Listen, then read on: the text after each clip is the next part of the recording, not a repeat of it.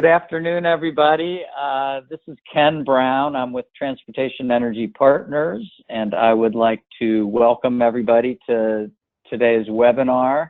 We're going to focus on the recent funding opportunity announcement, or FOA, for a variety of competitive grants that Clean Cities coalitions were eligible to get. And the purpose of today's webinar is to get your feedback on that and to then relate that back to DOE and the Congress. Before we start, a little bit of housekeeping. We're going to attempt some new technology when we get into the discussion of the questions to get people's feedback. We're going to try and do it in a way where you can actually raise your hand, and then I will unmute you, and then you can give your question verbally. And if you want to give your question verbally, you just, in your box on the right of your screen, should be a place to raise your hand.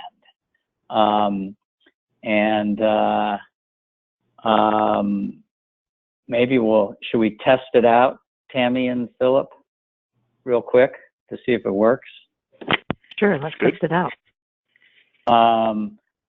So if Alan Harnett is on, and my thing is showing you that you're on, Alan, if you can put your hand, click the hand box. Raise your hand, Alan. I'm not seeing a hand raised. Oh, Alan's hand is raised. Now I'm going to attempt to unmute you, Alan.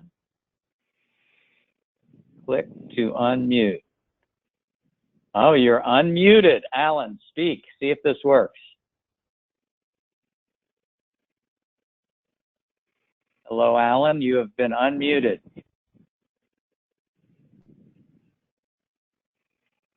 The hand raise has been successful.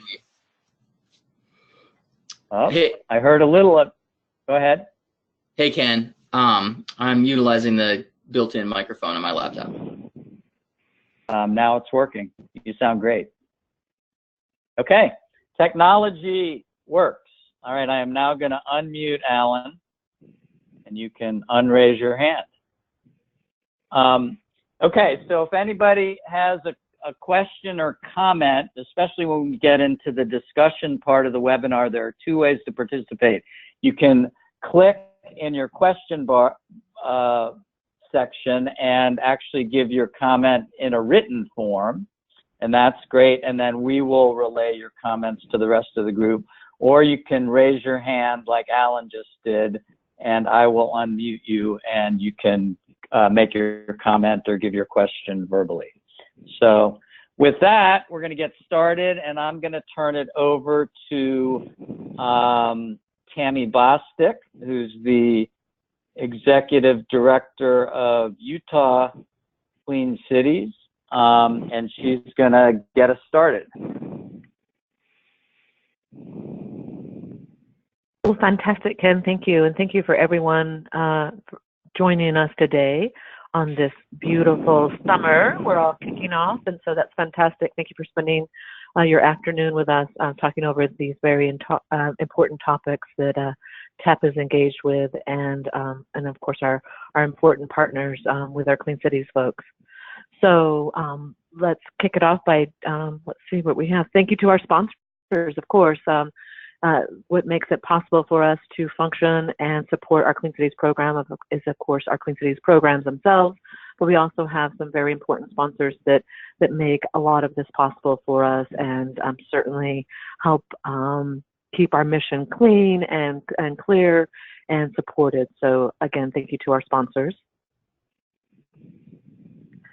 All right, so the goal of today's webinar is to provide a brief update on recent Transportation Energy Partner activities, the support of Clean City coalitions, and how we work together, and primarily to get your input on improving the DOE Clean Cities competitive grants, the FOA funding opportunities, and to provide feedback for future FOAs to the DOE and Congress.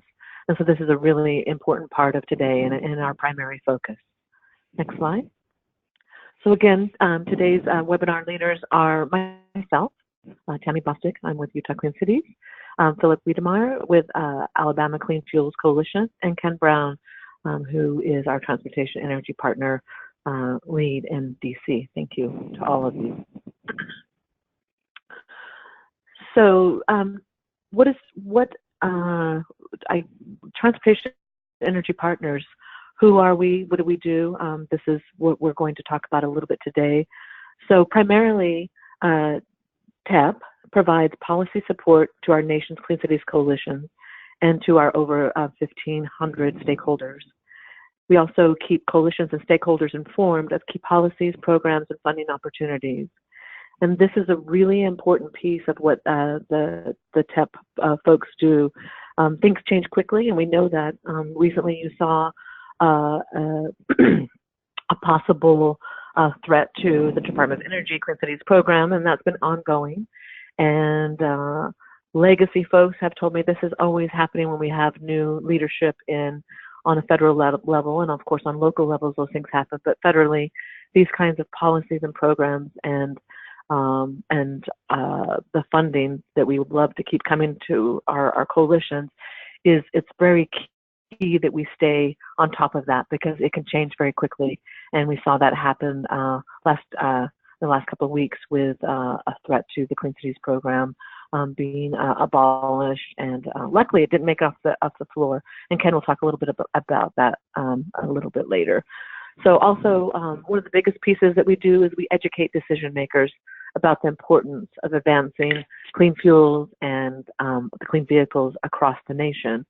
And that's a key piece, and that's what Clean Cities programs do. We are there to educate, help fleets, help our local communities, our public and private partnerships work together in making decisions about clean transportation for our future. Next slide.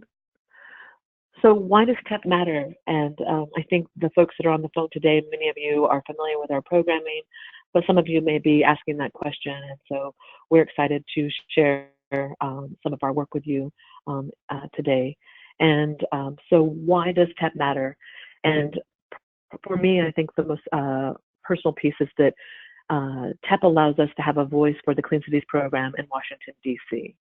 And that's crucial, especially when we start looking at the funding and the things that keep our programs going.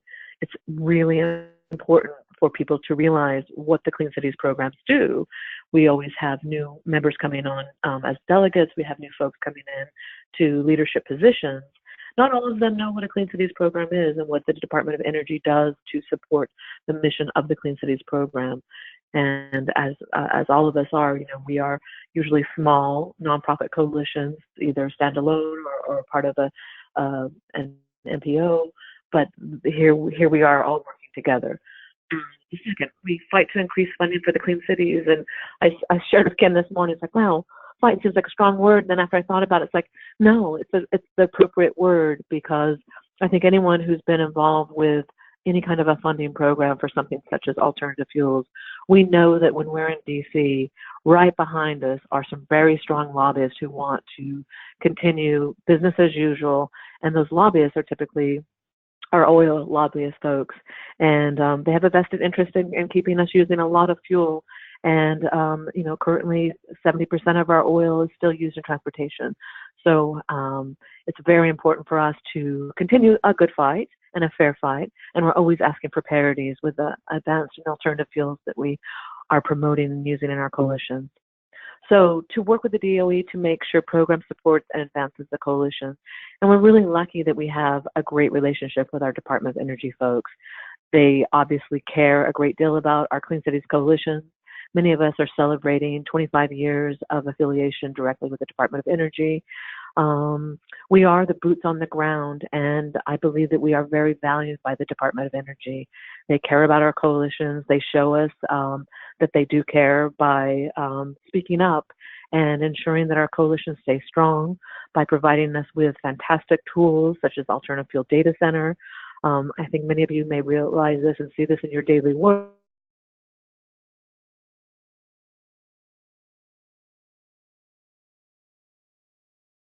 To source for the latest information on advanced fuels and technology. And also, TEP works with other federal agencies to increase funding for clean transportation. The Environmental Department, the Department of Transportation, and currently we're doing a lot of work with the Department of Defense. The Department of Defense is leading out in the nation and the world and working with alternative and advanced fuels as a resiliency and a measure of security, really, to ensure that we are using the latest and greatest technologies and that we have a very diverse fuel portfolio moving forward as a nation and of course, locally as our individual states. Also, TEP works with industry to advance the key federal policies, for example, the tax incentives, the renewable fuel standards, and things like that. Those are crucial to our program success. And without that kind of support, we would really be hard-pressed to reach our goals with advanced fuels. Also, the need to have active coalition involvement and to support the support to be effective. I think that one of the things that really helps support our Department of Energy Clean Cities programs is how do we involve our coalitions on an education level with policy makers on a federal level. And that's something that is so crucial for our success, and it partners nicely with the Department of Energy. So how do coalitions participate? Obviously, this is a great example of how we participate. We offer the webinars. We also offer a lot of educational type webinars that you'll see coming forward and you've probably experienced in the past. One of our biggest opportunities to work together is to support our annual Energy Independence Summit in DC. And that's also an opportunity not only for you to come as a coalition, but for you to bring your key stakeholders, whether they're board members, industry leaders in your community, in your state, and even some of your local leadership folks, people who are involved with your representatives, your senators. These are all kind of folks that you can connect your local policymakers with your federal folks. So also, again, it's to build relationship with your elected officials. And this is one of the best and greatest ways to do that. It educates them, it educates them, I can't say it. It educates them about the importance of cleaner fuels and vehicles. And while we kind of live in that world ourselves, it's really important to remember that that stage is changing so quickly, and technology is rapidly moving at such a pace that we've never seen before, that it's really important to continue to realize and to actively seek to educate your leadership locally and federally about what the fuels and vehicles are doing currently. And again, just like we recently did, it's important to be on the ready to rally your stakeholders and make your voices heard, both on a local, regional, and federal level. And of course, we encourage all of you to be actively engaged with TEP as a member and an active coalition. Next slide, please.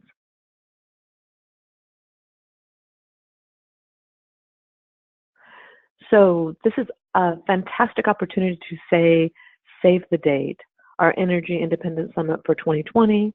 How exciting that we get to say the word 2020. My goodness. February 9th through the 12th, 2020 in Washington, D.C. I encourage all of you to start making plans now to be at the Energy Summit. And of course, just like I had mentioned before, we'll be offering webinars and other supportive type educational pieces and preparation pieces to ensure that your coalition is ready to hit the hill in 2020. Next slide.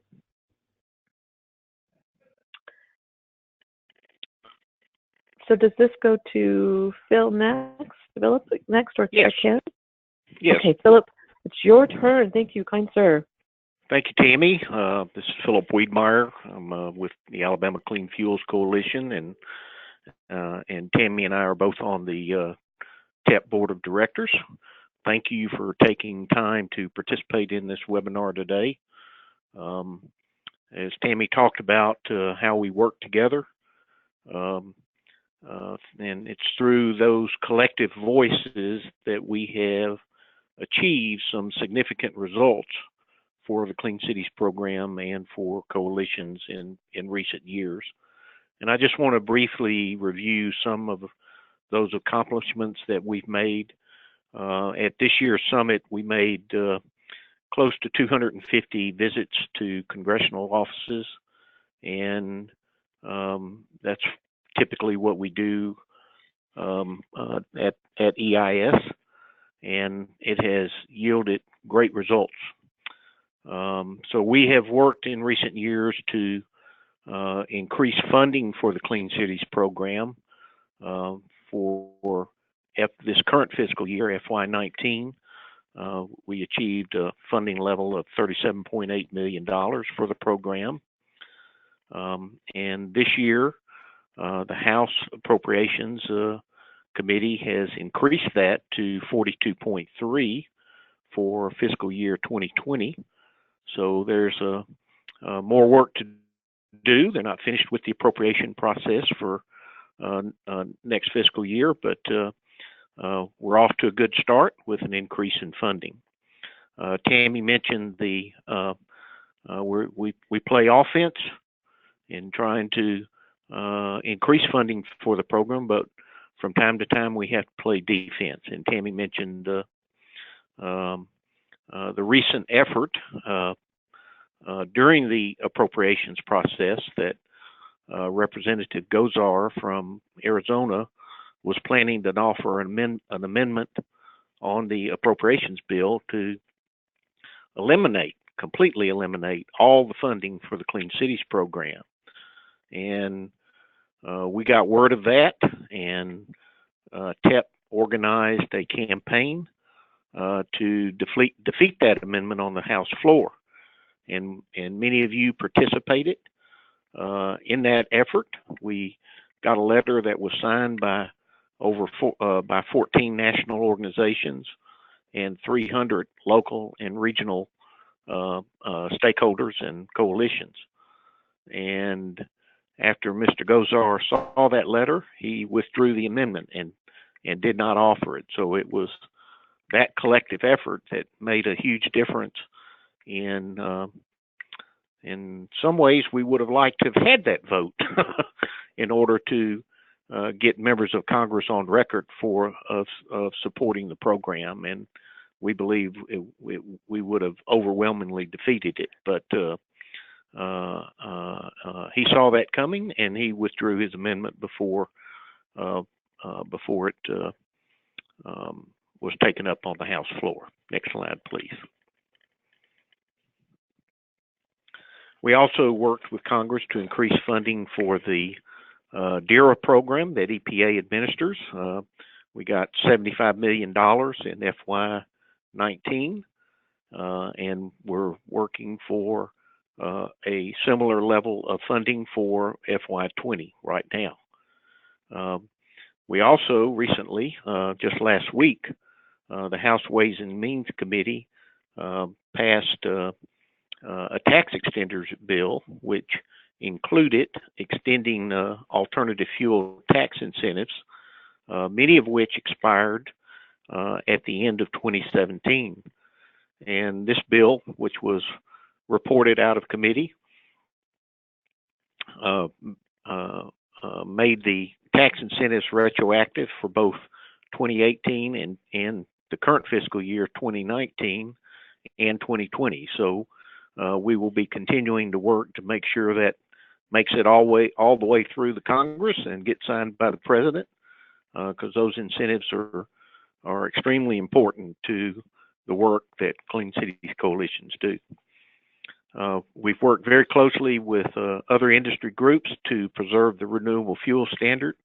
The RFS comes under attack every year by the petroleum industry, and we have been successful in fighting off any amendments, changes that would weaken the renewable fuel standard.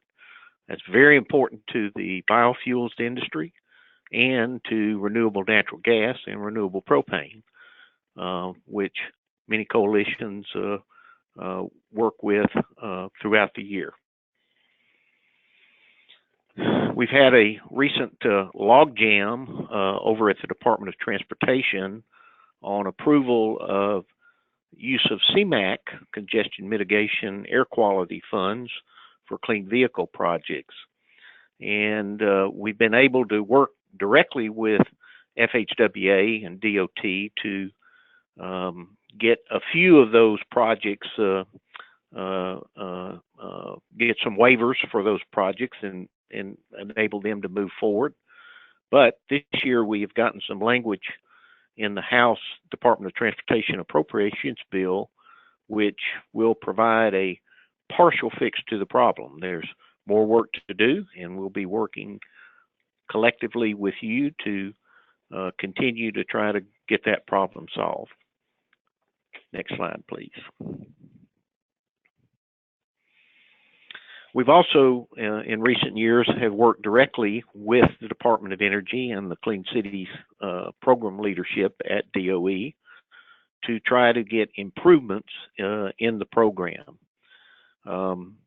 TEP had concerns that, and as many coalitions did, that the coalitions weren't really benefiting sufficiently from the program funding increases that Congress had provided. So we initiated a series of meetings with DOE to express concerns about that, and we developed a proposal that for how the FY 2019 Clean Cities appropriations would be strategically spent in order to improve the program. We had a strategy meeting with DOE leadership in October of last year, and that included members of the TEP board and some other coalition leaders from around the country. Next slide, please. And basically what we told DOE is we first established some principles and priorities that should be applied, that we thought that the department should apply in prioritizing funding that they receive for the Clean Cities program. And we felt it was important to focus on furthering deployment of cleaner fuels, vehicles, and infrastructure.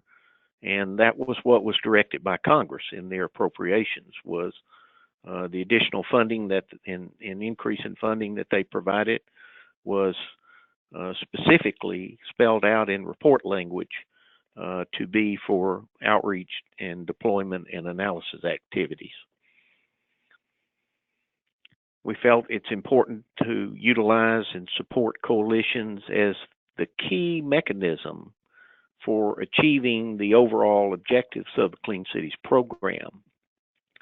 And that takes form in several ways, which we'll talk about in just a minute. We thought it was important to invest in enhancing the effectiveness of coalitions in meeting the program objectives with additional training and technical support that helps coalitions to do what they do best.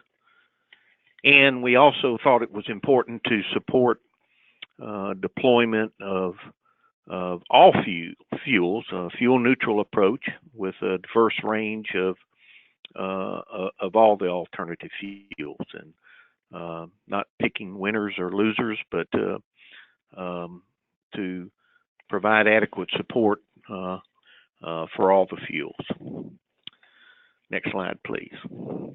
So directly based on those principles, here's what we asked for. We asked for them DOE to increase the coalition support for funding that's directly goes to coalitions through the support contracts. We also thought that the deliverables that are required by those support contracts should be more flexible in order to meet local needs and alternative fuel and priorities and strategies. not all markets are equal across the United States. Propane may be stronger in one area of the country and natural gas in another, and we felt the deliverables should match that to the local needs of the various coalitions. Then specifically on the competitive deployment grants, we thought it was important and that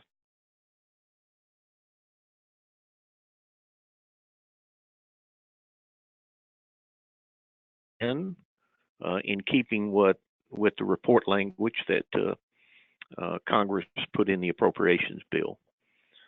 Also, we thought we wanted to see Clean Cities coalitions as the primary grantees for these competitive grants, and either be a primary recipient or a prominent partner in a project that has clear roles and commensurate level of funding for directly to the coalitions. We wanted the grants to support a broad range of fuels and technologies, not just be limited to, like in recent years, we've seen some that have just applied to electric vehicles, for instance. We thought that awards should be made geographically and meet local market needs and opportunities so that everyone has an opportunity to participate. And we thought they should be smaller to more effectively meet those local needs. It's very hard. You may recall recent FOA's project awards were in the $5 to $10 million range, and it's very difficult for a local coalition to put together a project of that magnitude. And we didn't want to discourage teaming to meet those kinds of levels, but to make coalitions more effective in their daily work, smaller grants would have more impact. And so that's what we asked for also. Next slide, please. Back up. Here. Okay. So what has been the results of that? We certainly have seen an increase in the coalition support contracts up where now coalitions have an opportunity to receive up to $82,500 in annual support, and that's up significantly from the previous base level of $45,000. The recent competitive grants, the FOA that we all just responded to on June 19th, was a better match for coalition's strengths and abilities. Wasn't perfect, but it certainly was an improvement in the FOAs from recent years. And finally, DOE committed to have regular communications with TEP and other coalition leaders on all of these matters that we presented to them. So, as I said, additional improvements are needed, which leads us to the primary purpose of today's webinar, and that is to get your feedback on the recent FOA. And to lead that discussion, I'll turn it over to Ken Brown, our governmental affairs consultant, to move to this portion of the webinar. Thank you, Ken.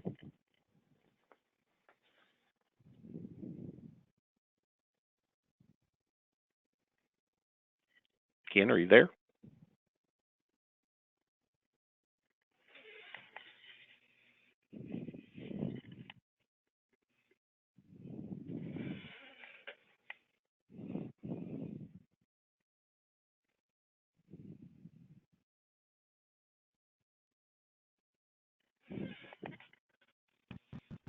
Ken, make sure you unmute yourself.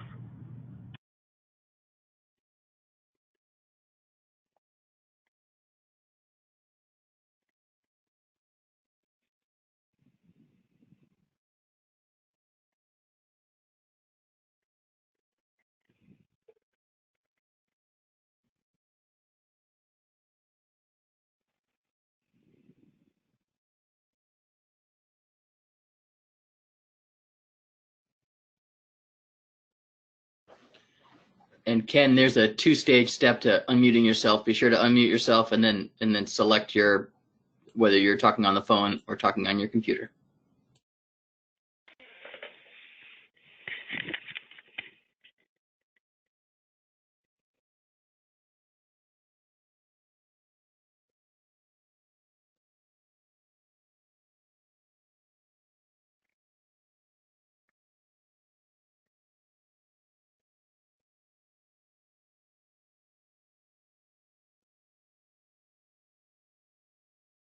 Maybe one of us should jump in for a second until Ken gets going.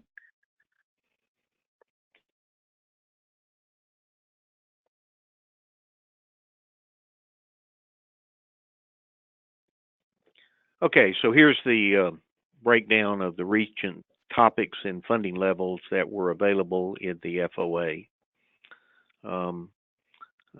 We had 5 primary topic areas with a total funding of $17.5 million. The first area was for infrastructure and alt fuel vehicles for resiliency and emergency preparedness, in which DOE proposed to award 1 or 2 grants from $750,000 to $1.5 million, total of $1.5 million available. The second area of interest was on new mobility services in rural America, and a total of $3 billion in funding was available for 3 to 6 grants, again in the $500 to $1 million range. And then the third area was alternative fuel proof of concept in new communities and fleets, where $7 million was available for up to 9 to 20 grants. And then $4 billion for EV data collection. Now, this didn't involve any deployment of either vehicles or infrastructure. It really was an opportunity to update the previous work done by Idaho National Lab on the EV project, where they tracked real-world EV owners' experiences and charging times and utilization and how many EV miles and a whole slew of information. And then there was an open topic where you're invited to come up with your own idea about a project. And again, these were $2 million available for those funding for this funding area. Next slide. Hey, Philip, can you hear me now, Philip? Yeah, we can hear you, Ken. Ready to take over. Yeah, thank you for jumping in. And I apologize for the technical difficulty. I'm not sure what happened there. Yeah. But anyway, I wanted to reiterate as we get into the, we're looking for feedback from everybody who's participating in the webinar today, and you can do that in one of 2 ways. You can make comments on by typing in the question box, or you can raise your hand on the side of your screen, and then I can unmute you. So to follow up what Philip was just talking about, a couple other provisions of the FOA that everybody knows about. There were 28 days to prepare a concept paper, and then once DOE made decisions on the concept papers, there was another 30 days to prepare your actual funding applications. And then the other item, which I think people know about, is there was a 50% cost share required for all of the topics except for the EV data collection, and there was no cost share required for the EV data collection projects. So now we're going to open it up for discussion. The first topic is the actual grant topics, and we've listed 4 questions here, and you can make comments on any of them. One is, were they the right topics to lead to projects that will help advance markets for cleaner fuels and vehicles? The second question is, were these topics that were well suited and matched to the experience and capabilities of Clean Cities coalitions? In other words, were these grants that made sense for you to apply for, and were they a good match? Were the topics flexible enough to encourage innovative and different kinds of projects? And then just sort of a general question, if you have any recommendations for future deployment project topics. So the internet waves and phone waves are yours. So now is your chance to make comments or ask questions. So please don't be shy. So you can either raise your hand if you got a comment, or you can type in your comments. So I am waiting for hands to be raised. And I'm waiting for written questions. Okay, I see some written comments.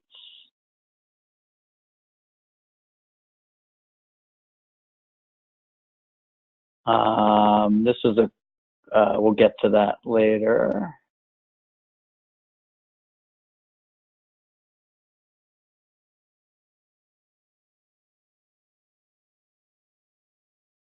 This is a question about I don't know if this is a question or a statement. It looks like a question. Is, were the alternative fuel proof of concept funding applicable to the creation of a manufacturing plant to produce hydrogen fuel buses? I don't really know the answer to that. Philip or Tammy, do you have? To my knowledge, that probably would not have been an eligible cost. As I understood the question, it appeared to me it was asking, could funding be used for building a factory to produce these vehicles, or hydrogen fuel systems for vehicles? And I don't believe that would have been an eligible activity, but I'm not 100% certain on that. Okay, I'm now going to attempt to unmute Jonathan Overly. Jonathan, you should be unmuted. Sometimes it takes a couple seconds, but if you have a comment on the grant topics, fire away. You all hear me? I can hear you. Well, good afternoon. Just, I think other people had seen this as well, but one of the things I would like to, I did like the proof of concept category, and there was a couple applications we were able to work on in that category, and at least one that moved forward into a proposal. But I'm not clear if they left the rest of the numbers the way they were, why they maxed out the vehicles at 5. I think they hamstrung themselves from having some better, larger projects where even if you didn't change any of the rest of the numbers, some people might have done 15 vehicles or possibly even more. But I would be interested, but next time we get to speak with Birabe or talk about this, to say, don't put such a low limit on some opportunities, especially in the one where you are going to do deployment, even if it is supposed to be, quote unquote proof of concept or doing something where you haven't done it before. The limit of 5 to me was a little baffling. Okay. Should have allowed people to do. You can do a smaller number or a bigger number. Just tell us why you're choosing that in the proposal. Kind of explain yourself, which everybody has to do in RFPs and FOAs. Great. Thanks, Jonathan. I'm now going to unmute Lori Clark from the Dallas-Fort Worth Clean Cities Coalition. Lori, you are unmuted. Y'all hear me? Yep. Awesome. With regard to Jonathan's comment about 5, My suspicion, I know a few of us who had some conversations with DOE staff about deployment projects. It sounded like DOE had been really hesitant. They wanted to get out of the business of funding vehicles, and I think a few of us had spoken up like, you gotta give some seed money so people can get started. And I kind of interpreted that limit of 5 as their response to, okay, we'll throw you a bone. That's just my speculation, but I suspect that's where I agree, Jonathan, that it seemed like a particularly low number, but I think that's where it came from. So, you know, to the extent that anybody has future conversations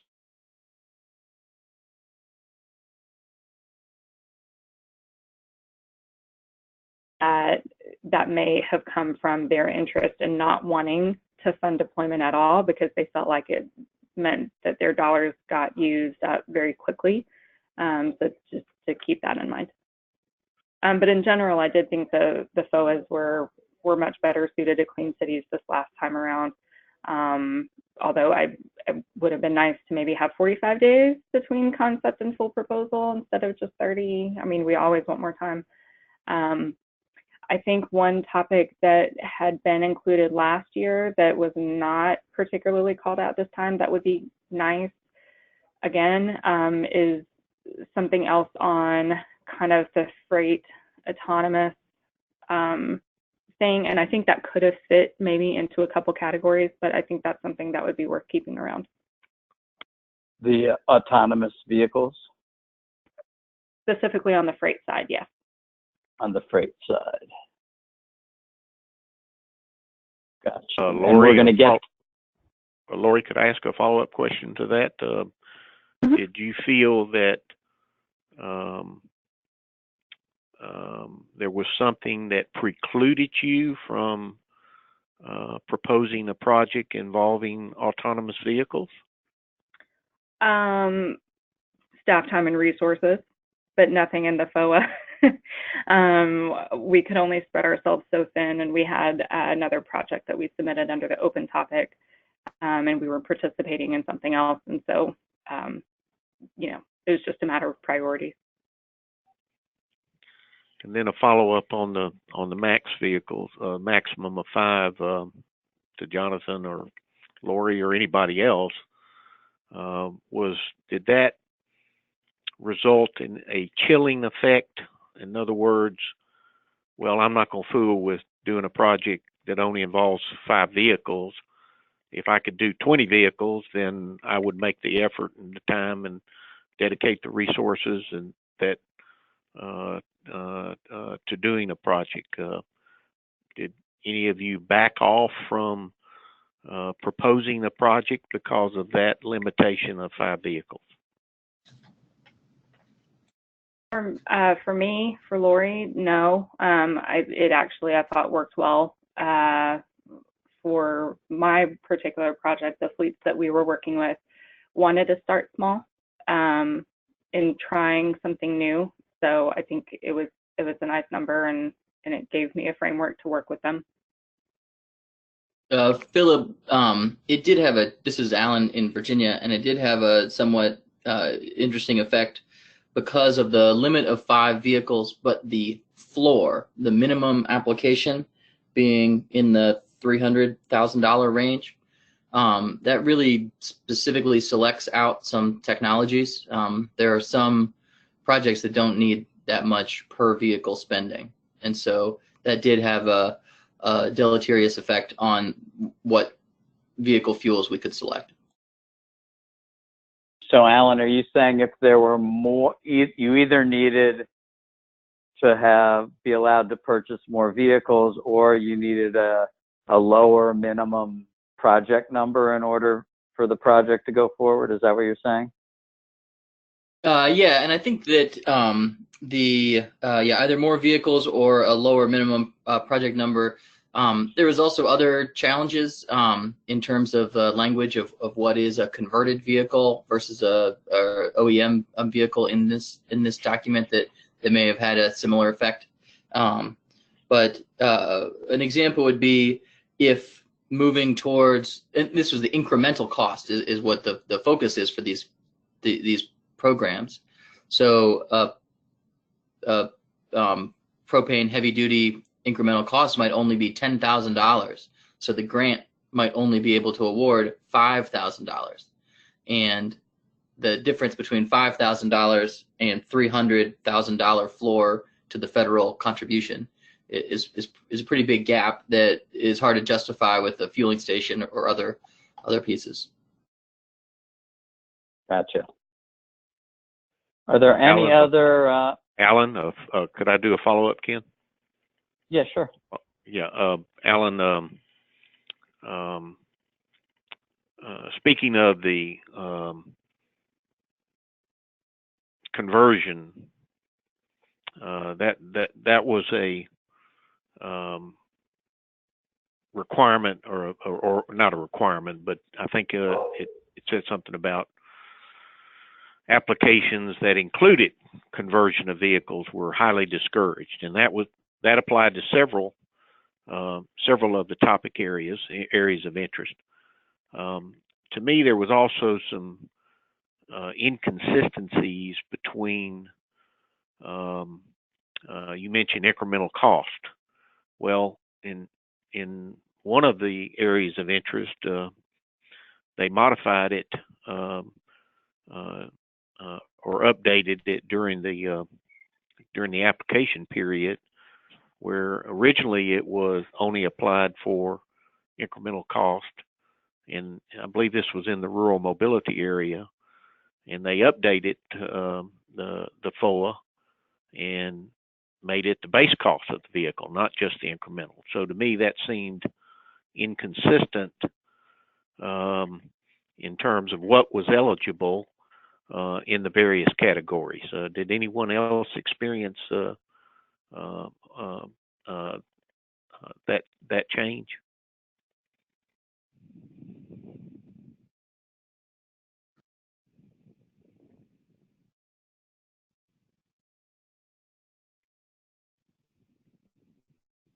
That rural mobility component also, I didn't consider those to be responsive to alternative fuel deployment efforts, and so it's certainly curious that one then received basically the go-ahead, while alternative fuel advancement areas with proof of concept, et cetera, were prohibited. And the difference between base cost and incremental cost is actually enormous. And so I'm surprised to hear that there is a update of that nature, Philip, and I regret that I didn't see that during the process. I mean, they probably felt they needed it in rural areas, is my guess, just to get anybody to do a project. They needed to pay for the whole vehicle, is my guess, but I don't know. But we can ask them that. I'm going to ask a question. I'm curious out there. In terms of the topics, it sounds like there was general, obviously people, I'm assuming, are supportive of the open topic area because you can propose anything. It sounds like people generally like the proof of concept topic. Do people have comments? Do they think that the electric vehicle data collection was an appropriate topic for Clean Cities deployment grants? Is one question, whether people have comments on that. What did you think about the rural? Sounds like there were some people who didn't think the rural mobility piece was a great fit with deployment of alternative fuels and vehicles. And then the last area was the emergency response area. So if people have comments on any of those, we'd be interested in that. And then also Colin Messer, I believe he had his hand up. Is your hand no longer up, Colin? I can unmute you for a minute. Colin, yeah. If you're there, you're unmuted if you have a comment or a question.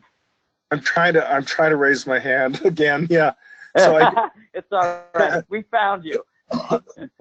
I do have a question, and I want to thank you all for your work on increasing our funding, because I was able to hire somebody, and it's been a tremendous help.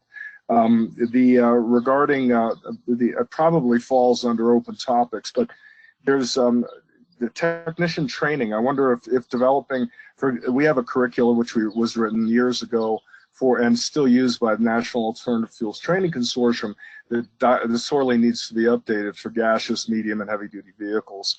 And we're primed now. We have a group together to do that. I'm just wondering if that would be a possible open topic. And I want to actually, I'm ignorant on the rural mobility. I didn't dig into that enough, but I think that might be a possibility for New Mexico if we could expand that a little bit. But I think that's all I have to say. Great, thanks. Anybody have any thoughts on the training? Philip, whether that would have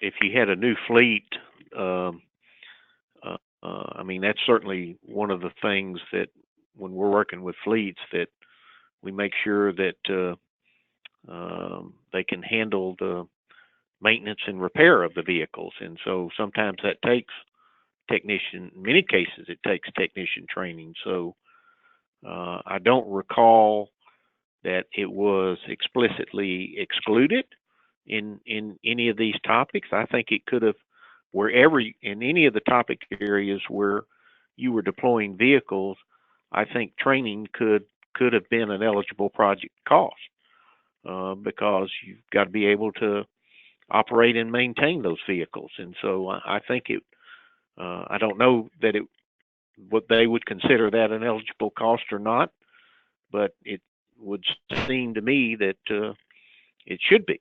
And then it also seems to me that you could, if you had some larger program that was kind of like a train the trainer kind of program that was going to have an impact on the market, that could have been strictly a training program, could possibly been submitted as an open topic. Okay, let's move on to the next area. Again, we pushed for more grants and smaller grants, and DOE largely moved in that direction.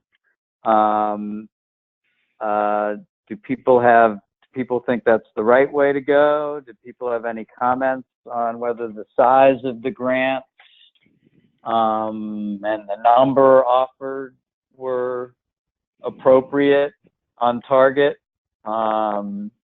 If anybody has any comments on that. I don't know if Lori has her hand raised again, but unmuting you, Lori, if your hand is raised.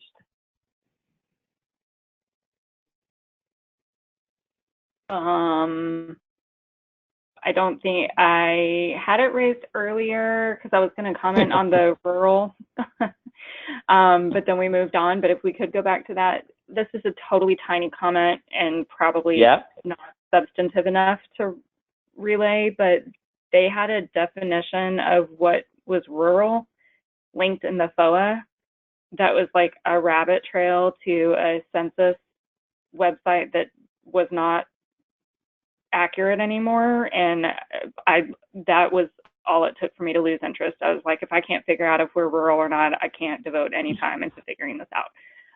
So, you know, something like that would be helpful. If they're going to link to a specific definition, just make sure that they're linking us to a place that actually provides the specific definition. That may have just been me. But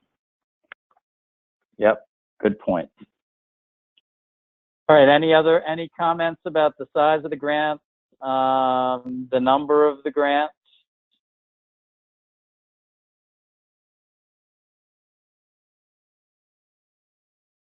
Hey, Ken, this is Tammy. Can you hear me?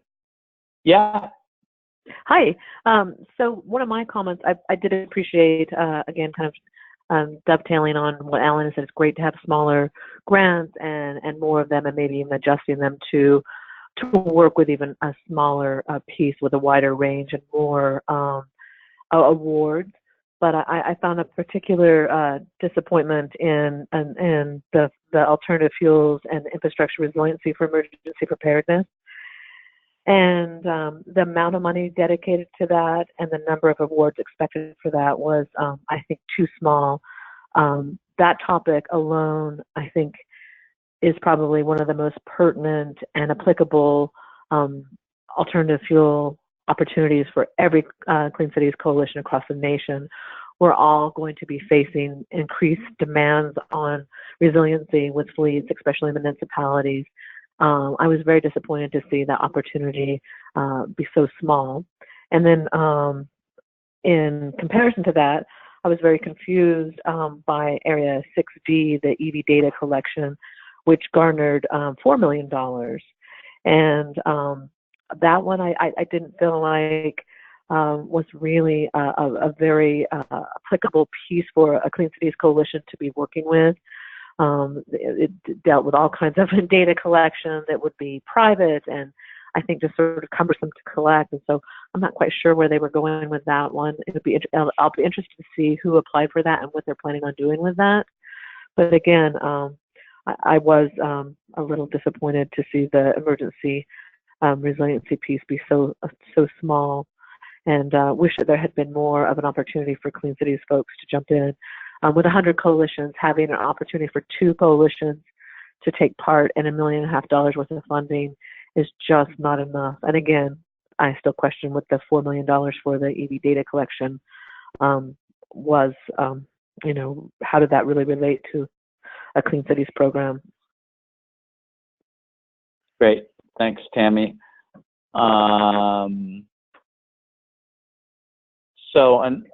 This is a comment from, let me see if I can figure out who it's from. I think this is from Lori Clark. Overall, this is kind of, I guess we'll move to the next topic. The next topic was cost share. Does anybody have any comments on cost share? Biggest question there was the 50% cost share appropriate? Was it difficult to obtain? Should there have been more flexibility on that? Anybody have comments on that? I'm looking for raised hands. I don't see any. I'm looking for any written comments.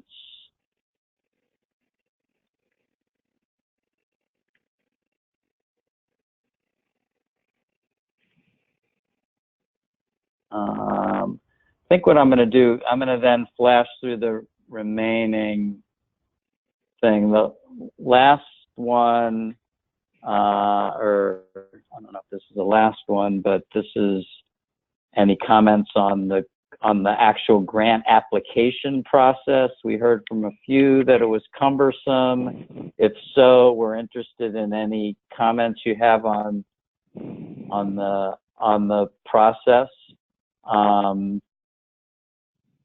So if anybody has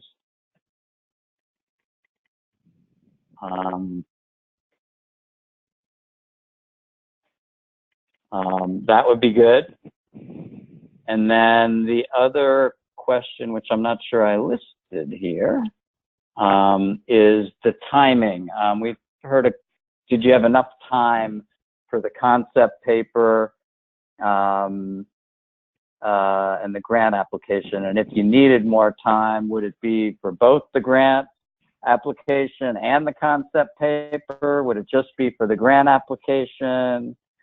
You need 45 days, is that enough? Do you need 60 days for one of those sections? Again, we're going to take this back to DOE, so we need to know what you all think about these things.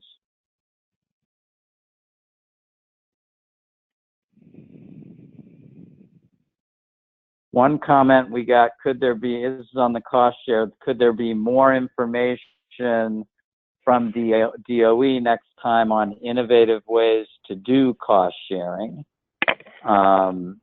So that, I think that's a good comment. I mean, if they're going to have a significant cost share like 50%, a little bit more education and assistance on the different ways you could do cost sharing, because a lot of experienced grant people are able to do that.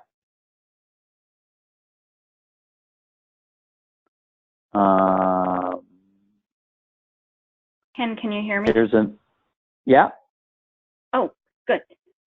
This is Lori. I was trying to raise my hand, but I do have some feedback on process.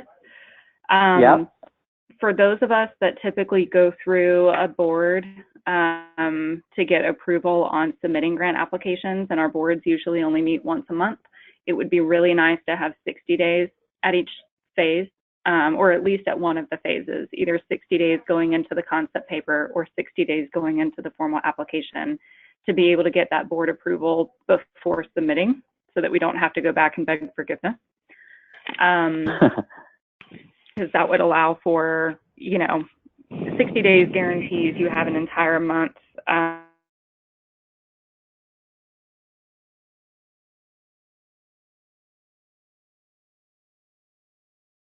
The other piece on process is that, at least for me, there are specific people who have the login information for our account, and I can't go in and do everything myself.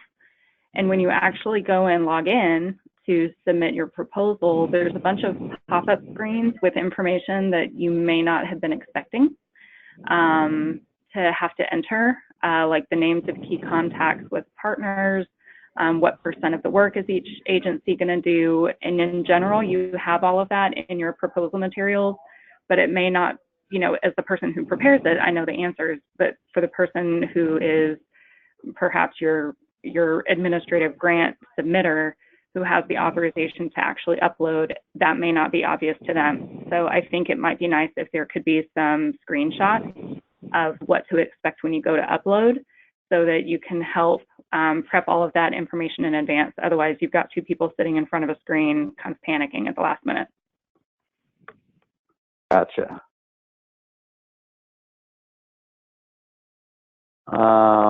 Elizabeth Munger from Austin is saying that that it's difficult to get firm commitments from government agencies and municipalities.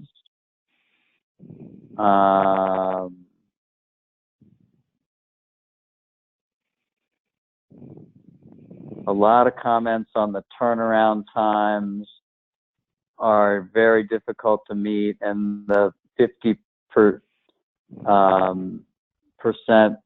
match makes it even more difficult, because it takes time to develop, to get commitments on those match. Another comment from Doug Kettles that other DOE FOAs have longer, more reasonable turnaround times.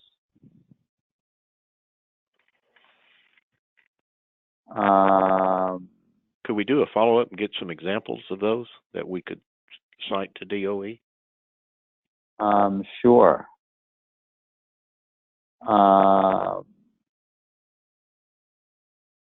There's another comment. Could VW money be used as a match? I'm assuming it could. Is that correct? If it fits? I doubt it. It's correct. You doubt? It's non-federal. It's non-federal. So it could have been used. It can be used. Right. There's no prohibition, but you'd have to get the, whoever's giving the VW money to commit it and have it fit with your application. Exactly. That comes into, was the 50% cost share appropriate and possible? And I know that for a lot of folks that was really challenging. Most of the grants asked for a 20% cost share match. So the fact that we were all burdened with a 50% cost share that was really a challenge, I think, for a lot of coalitions. So that might be something we could consider in the future, adjusting a bit. And then Lori's comment about, maybe better examples of what kind of cost share would work might be really helpful in the future as well. Right, and the more we can be detailed in our comments with examples, the better I think they're going to be taken. If the more we have examples of where the 50% cost share was, got in the way of people submitting applications. There's another question: do we expect this approach to continue? I think one of the things that's been difficult for people to apply to for these grants is that they've been very inconsistent from year to year, even though the money in the past several years has been more consistent. So I think the grant process, there are other agencies with grant programs that are predictable and people learn about the programs, and they may change a little from year to year, but they don't change a lot from year to year. And that way people learn the rules, they learn the eligibility requirements, they figure out the cost share, they figure out the application process, so they're prepared to do this. And I think, that's one of the comments I have, is to, commit to doing a similar process from year to year so that people get used to it. I think with Clean Cities, often, it's sort of a surprise when the FOA comes out, and then all of a sudden, it's like massive efforts to go to work and try and figure these things out. We're expecting to have at least the same amount of money committed to the program next year, though that's, that could change, but that's, and hope maybe a small increase. So that should be enough to do at least, 15 to 20 million in additional grants next year. So hopefully we can institutionalize this a bit. Ken, yeah. this is Lori again. For this particular funding round, was there a notice of intent sent out, an intent to release the FOA, like there has been in previous years? No. No. That was one thing that caught me off guard. I mean, I knew we were thinking there would be a nice beefy FOA coming out, but in previous years, I think they've put out that notice of intent to kind of give us a heads up it's going to be coming, and to give us a little bit of a hint maybe about what the areas of interest will be, and that stuff was missing this time, and I think that stuff is extremely helpful. Right, and I don't know what happened, if this happened to you, but I did not feel like at the beginning, even when they asked for the concept papers, that it was, to me, it took a while to get into the Clean Cities network. I don't know if that was true or not. It didn't seem like they alerted you all immediately when it went out. Is that true or not? Do I have that wrong?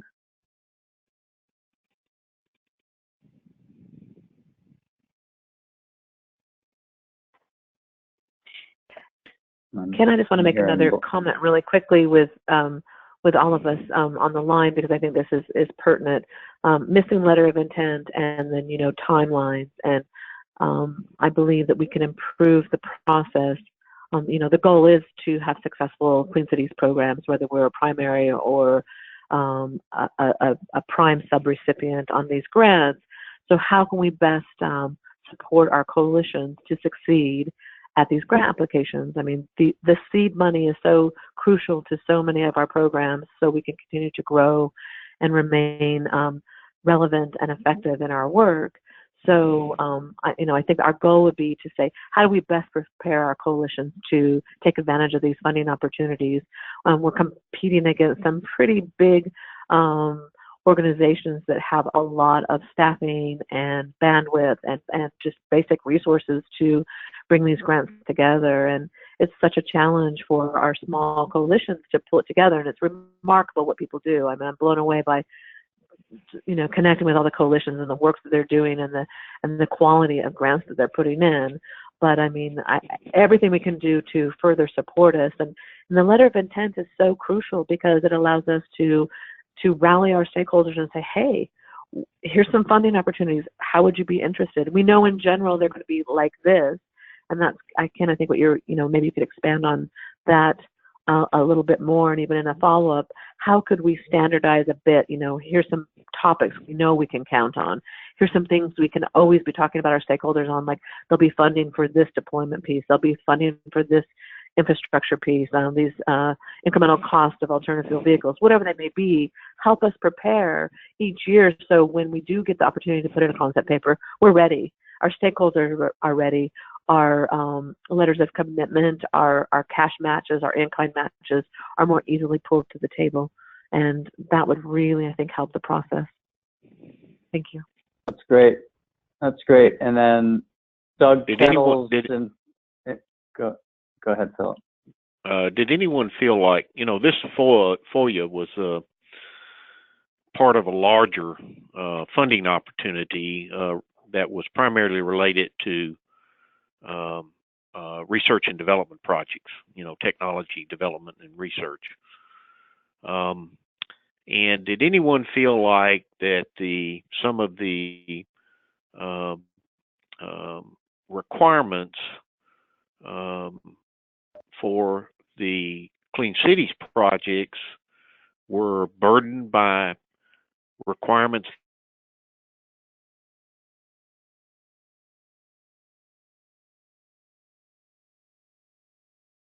You know, I seem to recall that in prior years, the deployment grants were not tied to some R&D project, and the process seemed to be streamlined more, and some of the administrative burdens were not as intensive as they were in this one. Did others have the same feelings? Heard one yes. That was Lori. That's an emphatic yes. For example, U.S. manufacturing plan was required for all submittals, even though it's barely relevant to any of the projects that we would have done. What kind of plan, Lori? I'm sorry. A U.S. manufacturing plan was listed as a required document across the board. What does that even mean? Yeah, exactly. It was, well, I mean, you know me, I took the opportunity to talk about Buy America, so. Right. Oh, it was related to that. It was related to, promising a plan for reasonable maximizing production, something along maximizing American production. Yeah. And you had to write a section on that. It was a whole separate, it had to be a separate file. Gotcha. But going back to the discussion about DOE maybe providing guidance, one thing that EPA does look really nicely in their national clean diesel funding programs, and Ken, I think this goes back to your point about consistency in the FOA from year to year so that we can learn expectations, that EPA does a really nice job of putting out a template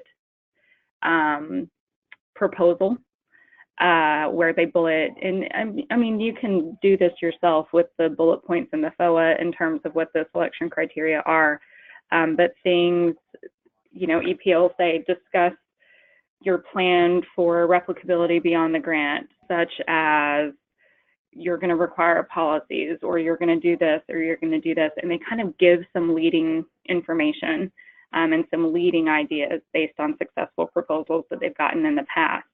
And I think there's enough that DOE has seen from one year to the next that they could provide some sort of guidance, like, okay, hey, so much of this is geared towards R&D. So for those Clean Cities deployment grants, when we ask for something that sounds a little cryptic like your technical risks, here's some examples of what technical risks might look like in a deployment grant.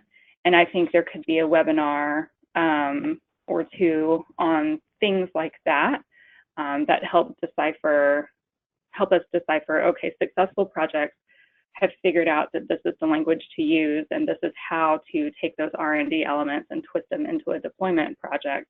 And so that's how I need to start thinking about it. I think that would be really helpful. Great. Good thoughts. All right, this has been great. We're going to take a couple more minutes if anybody else has other comments.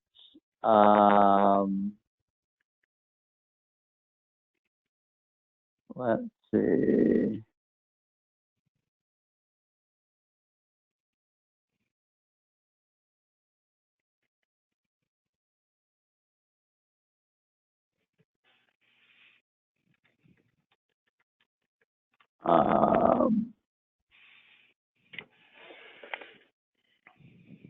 I'm looking through the comments here to see if we've missed any.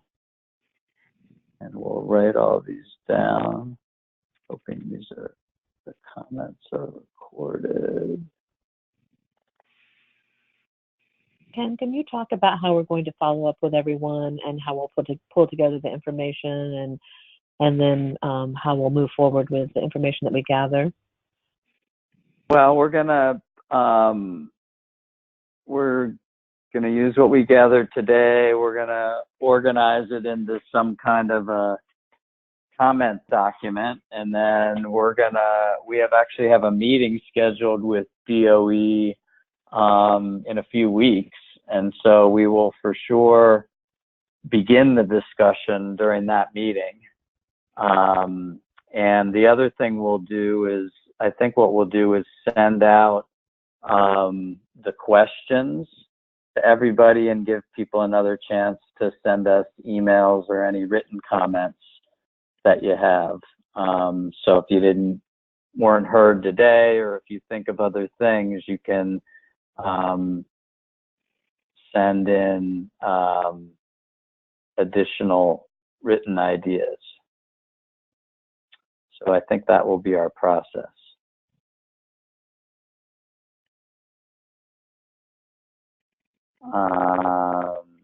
And that'll be important to our efforts. You know, our goal is to try to improve this program that will benefit coalitions, and you providing this feedback is just critical to our efforts to try to accomplish that. So let me please encourage you to submit any other comments which you might have in writing to us. As Ken says, we have a meeting scheduled with DOE in mid-July. So if we could hear from you in the next 10 days, 2 weeks at the most, that will help us to have more influence on this process. Here's a comment that grant topics made no nexus explicitly to converting fossil fuel operations to non-fossil fuel operations, such as hydrogen. The support for transition is explicitly needed. So there's some interest in seeing more hydrogen.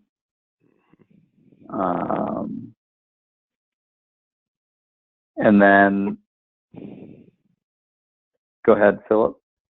I mean, I think that certainly could have been. I mean, there wasn't a specific topic on that, but that would fall under the open topic, right? Or potentially under the proof of concept too. Right, possibly.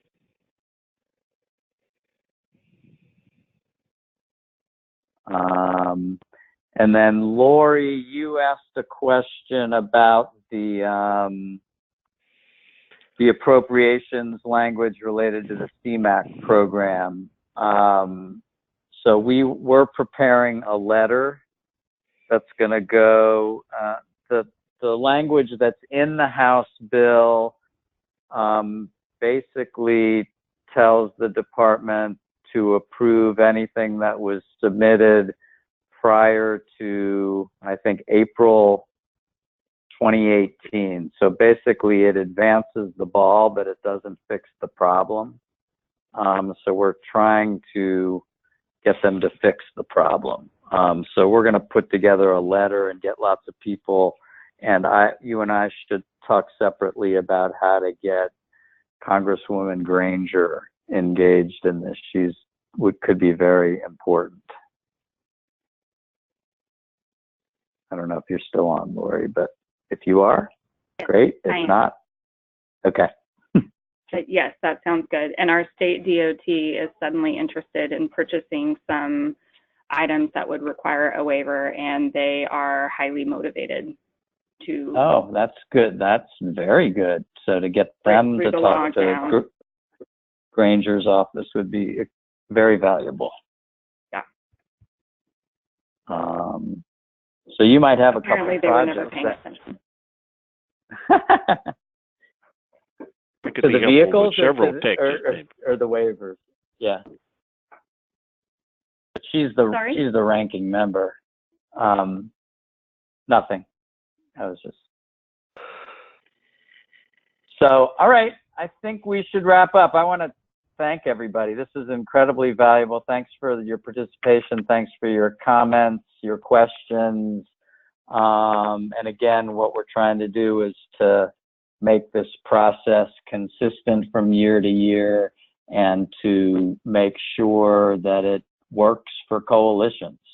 Because that's, in our view, the money should really be going for deployment, and it should be going, or it can be for deployment related activities too.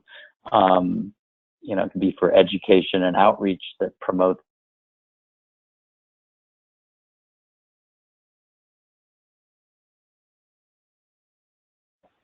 actively manage or participate in as prominent partners and be significant players. And that's really our goal here. So with that, thanks everybody, and feel free to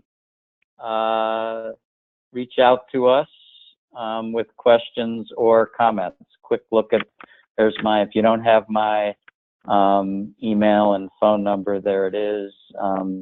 Feel free to contact me anytime. So thanks everybody, and we'll talk to you soon. Bye. Bye.